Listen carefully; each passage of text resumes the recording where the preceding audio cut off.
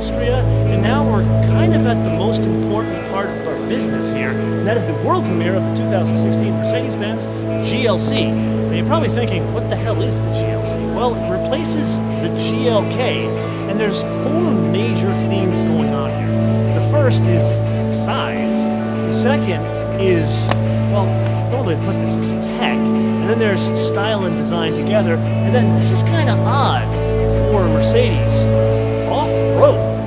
They've got this thing rolling dirty at actual, this is a design house we're in. We're actually at the headquarters of Hugo Boss just outside of Stuttgart, Germany here. So with that, why don't you and I go through a tech overview of the new 2016 Mercedes-Benz GLC SUV.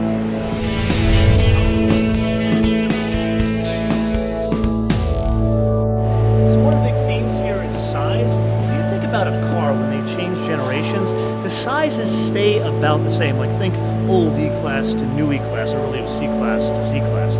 In this case here, that's really not what's going on here. There's a significant increase in size. Like take the wheelbase, it's almost 5 inches bigger. The width, 2 inches. You look at the length, and this is really kind of where it all ends. There's about 2 inches just in the length in the rear passenger compartment. Then one of the biggest benefits of that size increase is back here, 56.5 cubic feet of storage space. So now let's press on to tech. And tech can translate into a lot of things, but in this case, think about this. You've got a bigger vehicle, so it would stand to reason you're going to have more weight. Not really the case here. So what Mercedes has done is they've lowered the weight by actually 176 pounds. But how do you do that? There's a couple of ways you can do it. You can make the car smaller. They didn't do that here. So they've used more exotic materials. I wouldn't say exotic, but a combination of materials. So the hood, the fenders, the front subframe, the roof. Well, in this case, it's a glass roof, but if it was a metal roof. And then the rear subframe, all aluminum. And then even parts of the suspension and the insulation on the firewall are glass reinforced plastic. So the overall concept is 176 pounds, but of that, 110 is just the bottom. Then we've got suspension. That's another tech item here. So if you live in California, you know the concept of slammed on bags. This Mercedes is kind of slammed on bags, at least depending on how you kit your car out. So Mercedes has kind of made a huge stink about this idea of having air suspension in this segment. And if you really think about it, it's the BMW and the Audi it competes with don't really have that. So there are really 3 suspensions on offer here. There's a steel spring setup, then there's an air ride setup, and then there's an air ride with dynamic control. Now, part of this trip we've been here in Germany, we actually got to drive the GLE-AMG 63S. I know it's a huge name, but it's a very cool vehicle. That episode's coming out on Tuesday. Make sure you come back for that. Anyway, we talk a lot about the dynamic ride control in different settings in that episode, so you can see it in action there. A very similar setup will be in this car. Now, do you remember our Volvo XC90 episode? That also had an air ride setup, and there was one really cool feature that I kind of like to play around with, and that is lowering the load floor. You can do the same thing here. So there's this button, and it will raise or lower the load floor by an inch, so you can take heavy items and put it into your fancy trunk. So there's one more tech item, and that has to do with fuel economy. So there's a couple of ways in which you can improve fuel economy in cars nowadays. You could put the dreaded CVT in and improve your fuel economy. We've had long discussions about this, you and I. Or you could put more gears. That's what Mercedes has decided to do here. Now, I'd love to show you a shifting gear in the center, but it's not. It's like most Mercedes, it's over here. This is a 9-speed transmission. Now, this is actually not the first application of this transmission for Mercedes-Benz. So as part of that GLE Coupe S63 episode, we actually drove the GLE 450. That's going to be the first application you're going to see in the US of that transmission, but then you're going to see it follow on here. Now let's press on to style and design. You know, you and I have spent a lot of time talking about Mercedes-Benz interiors as of late, so I think with design, let's start on the inside. If you look at this, it looks very much like the inside of a C-Class, and that's because this is kind of based on the C-Class, hence the name GLC. And that is an incredibly good thing, but there are a couple of things I want to point out here.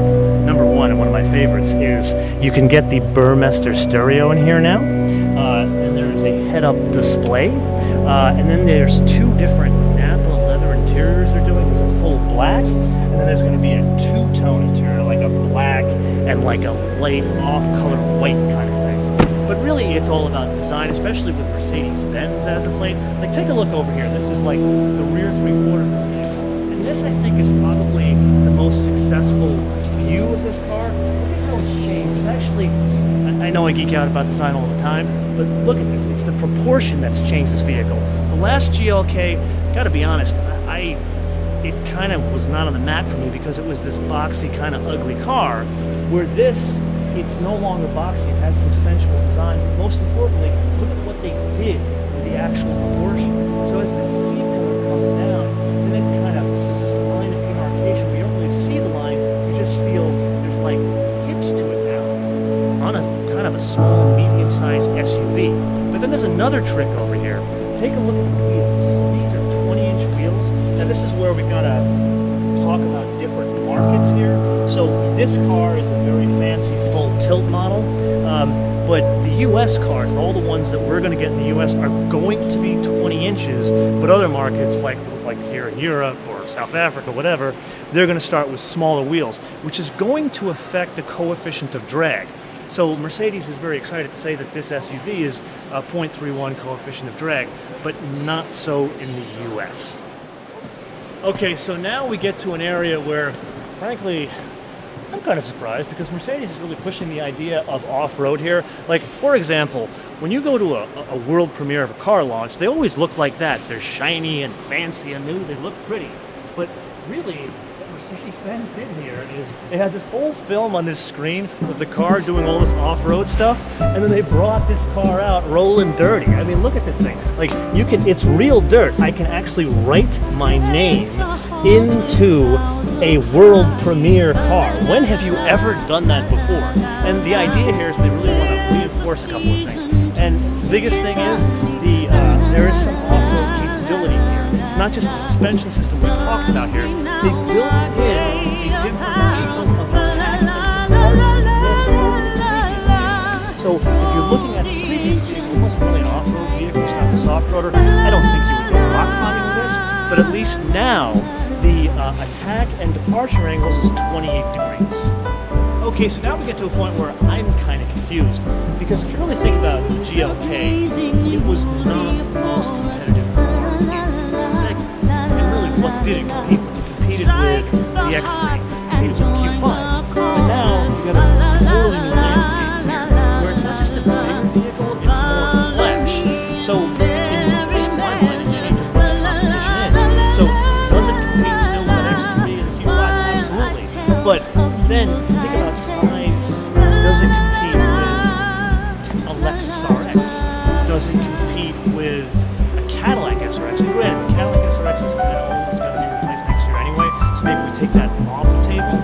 I kind of think they've changed the competition more upward. Like, I wouldn't see this competing against Lexus NX like I saw the GLK. I would be interested in what you guys think about this. Thinking this is a bonus question. Let me know in the comments below what you guys think this new GLC competes with. Now that leaves us with the obvious question of what GLC are we going to get stateside? Sadly, neither one of these are kind of my favorites because they're diesel engines, both of them. This one is 4MATIC. The one we're going to get is going to be the GLC 300. At least the first one we're going to get is the GLC 300. And basically, it's a 4-cylinder engine. It does 241 horsepower, comes in at 5,500 RPM, and then gets 273 pound-feet of torque. Comes in at a stupidly low 1,300 RPM, almost like this diesel. So I'm very excited to drive that. Really, what drivetrain are we going to get?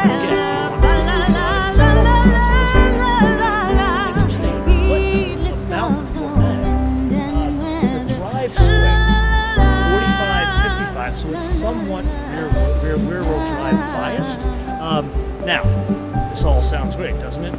And you get excited about a car until someone tells you how much it is. Like, remember with the Volvo T8, that's like a $70,000 car.